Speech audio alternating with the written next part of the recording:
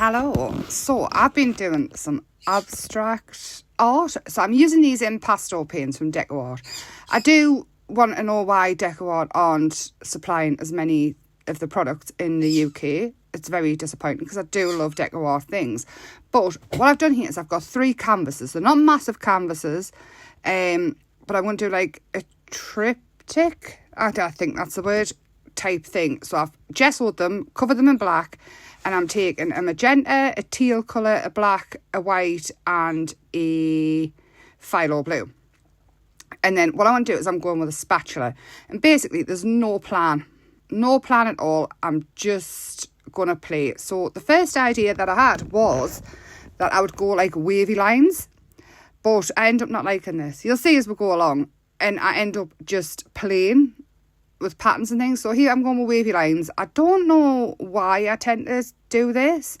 Think it's got to have a pattern of waves and things like that, when I could quite easily just go with the flow a little bit more. But I do end up doing that. So all I'm doing is layering the colours up. I'm letting them smush together. I'm using a plastic spatula at the minute. I do change to metal. I think I prefer a metal spatula to a plastic one. But I mean, they're both a spatula.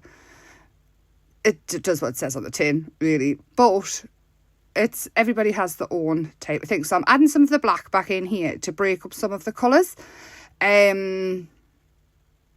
Just basically, I'm trying to blend where I probably should. It's been I like abstract. I like smushing colours and things together, but trying too hard to be abstract is kind of where the problems start, like where I find it to be a problem.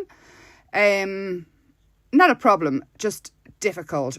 But I decide I quite like this, what's going on.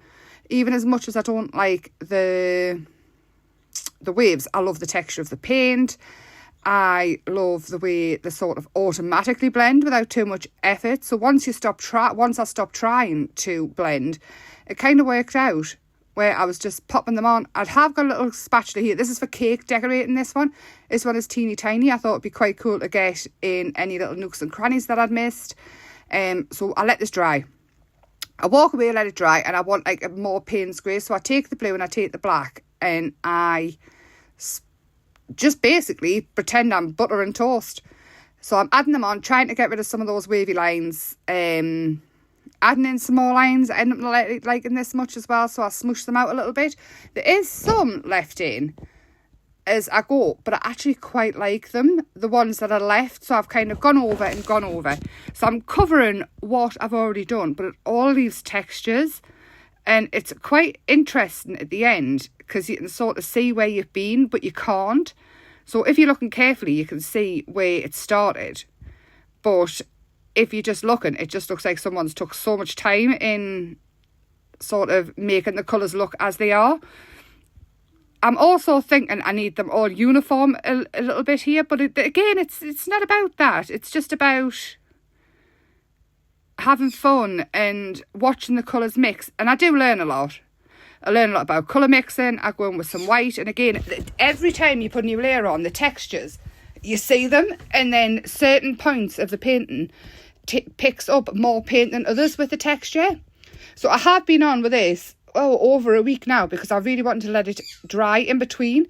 There was only once when I picked up the heat tool and it bubbled a bit, and I quite liked it, but I thought I would like the texture of the paint. So I'm dabbing the spatula into the paint here to get some peaks. So it's even more texture. This paint is really, really thick. I love it. I love the thick acrylics. I really, really love the ultra thick gesso as well for this reason, because you can't put it through. You put these paints through a stencil, whatever you want. So here I've taken some Gildan flake glue. This one's a Pebeo one. And again, I'm going in with these wavy lines, and I don't know why. I do realise that I'm doing it again before I'm finished with it. But there we go. See, I've realised there now. So I'm going in with straight lines. But then I end up smushing it because I really wanted it to be uneven. I wanted it to look like a bit like a gemstone, I suppose. You know, like the fool's gold. It's sort of got the bits of the dark and the bits.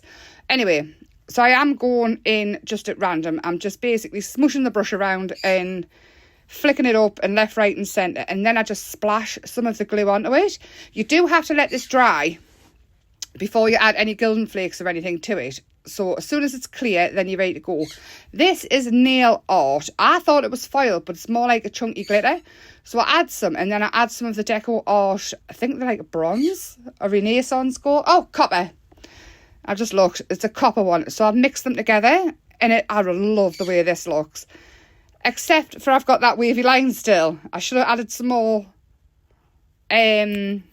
glue to that bit. But I fixed it because I go back over it. It made my fingers really, really pretty as well.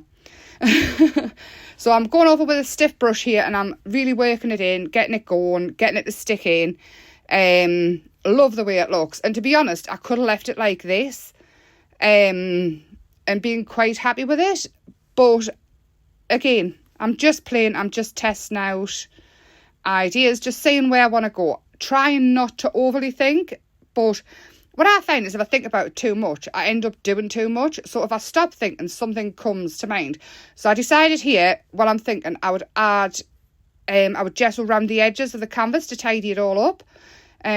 So I do that, and as I'm thinking, I think it needs more.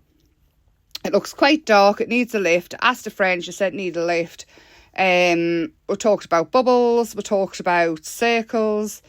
I still didn't want that. I wanted it to be my style still, as much as what's the word? I wanted it to be my style still. I wanted to have some of my colours in, but I really, really wanted to be a bit looser with colour and things, like with pattern and things like that.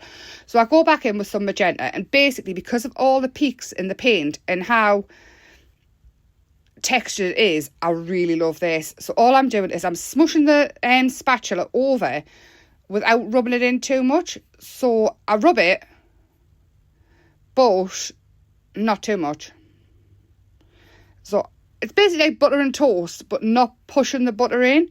So I keep going with some magenta, and then I think it still needs to be lighter. Now, looking at it now, I think I could have gotten away with just leaving it at that with what I do next.